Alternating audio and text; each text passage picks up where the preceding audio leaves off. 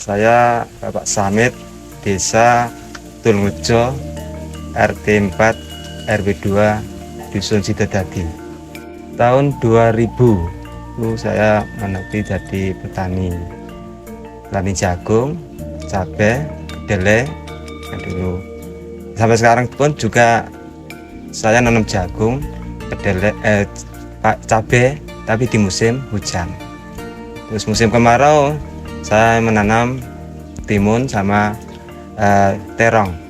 Yang punya air, maksudnya punya mata air dari sumur bor, itu ada yang menanami berambang, ada yang timun. Awal mulanya membuat bedengan seperti itu, parit-parit itu gurutan di traktor, terus dibuat bedengan, lalu dikasih pupuk dasar seperti kotoran kambing, kotoran hewan yang lainnya. Penyemprotan untuk rumput itu melakukan penyemprotan untuk biar bersih lahannya. Ya dispray sama obat hama. Kalau saya pakai Desis, pakai Sidametrin untuk hamanya. Untuk pupuknya, pupuk daunnya saya pakai Gandasil D, untuk buahnya Gandasil B. Musim kemarau jelas kekurangan air. Jadi tanaman ini tergantung air. Kalau airnya banyak ya bisa subur dan pupuknya yang selalu banyak. Kalau musim hujan itu jelas sudah subur atau tanaman itu musim hujan. Ini kalau terong ringan, benihnya itu satu paketnya hanya 65 per paket. Itu jumlahnya isinya 1000 biji, 1000 batang untuk lahan satu lokasi. Ini kan masih baru, masih petik di 4 kali. Petik pertama itu hanya 7 kilo, terus petik kedua 14 kilo, terus petik ketiga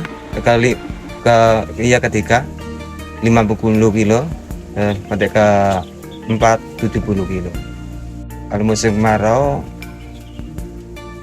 harga yang jelas tuh, harga yang terburuk buat petani terong kan, harga itu kadang naik kadang turun. Nah, di waktu naik seperti kemarin 5.000 4.000 itu hasil banyak. Kalau turun hanya 1.000 sampai 500, itu pengurangan hasil petani terong. Yaitu penyepraian. Jadi setiap 5 hari sekali spray sama obat daun itu seperti Gandasil D dan buah Gandasil B. Terus setiap 5 hari sekali. Untuk pengocoran seperti tadi itu 3 hari sekali untuk pengocoran supaya tetap subur tanaman terong. Mari petani-petani apa saja, mari kita dukung agar supaya seorang petani di Indonesia ini selalu mendapatkan kelimpahan hasil taninya untuk mencukupi kebutuhan keluarga dan lain-lainnya.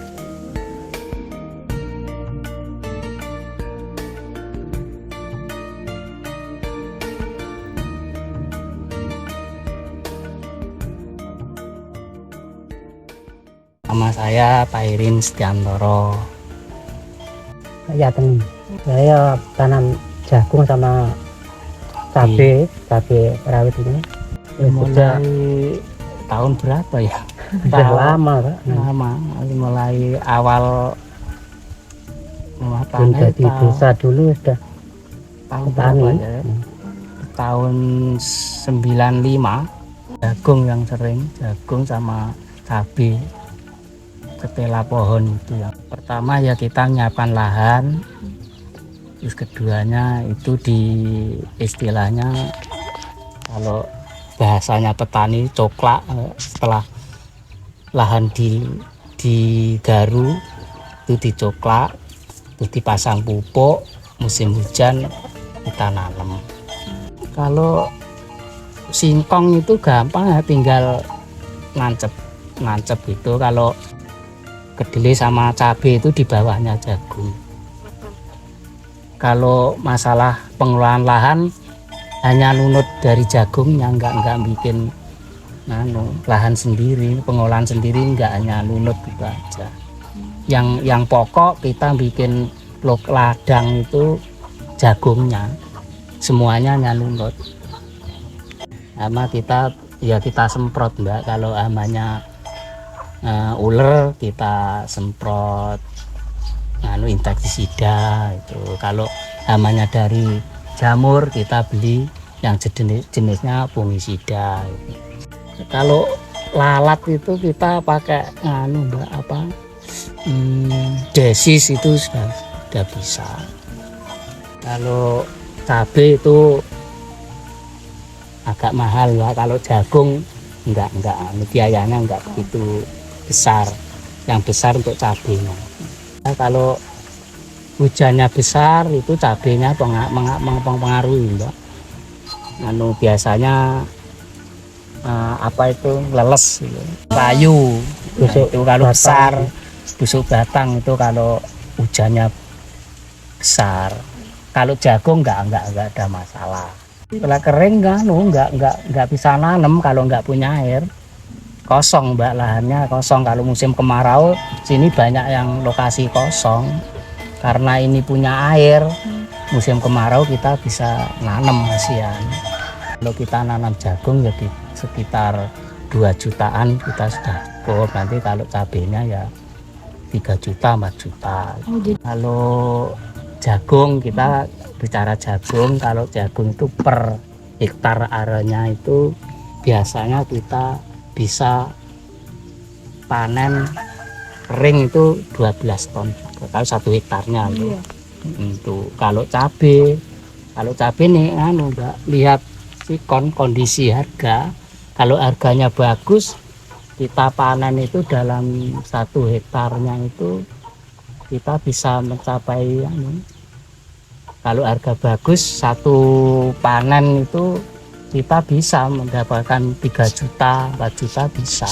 Tapi kalau cabai kan berkali-kali panen, 1 minggu sekali kita panen, itu kita bisa mendapatkan untung sekitar 2 jutaan juga per panen. Kita ninggalkan berapa kali panen kalau cabai. Kalau jagung kan 1 kali panen. Jagung itu kendalanya hanya Mbak,